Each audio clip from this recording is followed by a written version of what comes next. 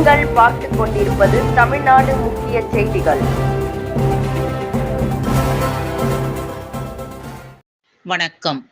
இன்று 26/9/2025 காலை 11 மணிக்கு செங்கல்பட்டு பேருந்து நிலையம் அருகில் ஆணவ படுகொலைக்கு தமிழக அரசு தனி சட்டம் இயற்றக் கோரி அம்பேத்கர் இயக்கங்களின் கூட்டமைப்பு சார்பில் மாபெரும் கண்டன ஆர்ப்பாட்டம் நடைபெற்றது.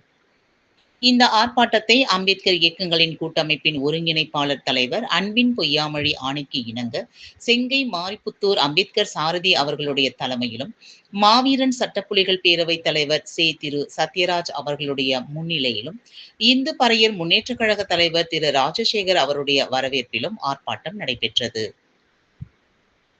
இந்த ஆர்ப்பாட்டத்தை தலைவர் அன்பின் பொய்யாமொழி MABL அவர்கள் துவக்கி வைத்தார்.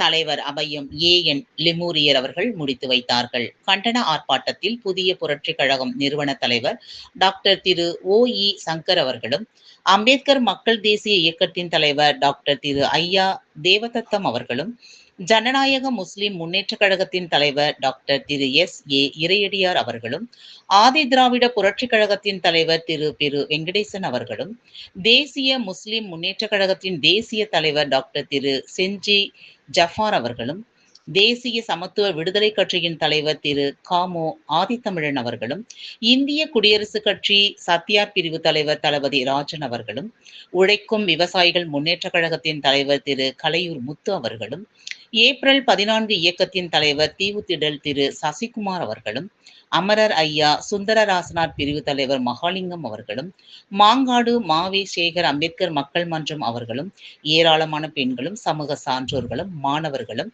கண்டன ஆர்ப்பாட்டத்தில் கலந்து கொண்டனர்.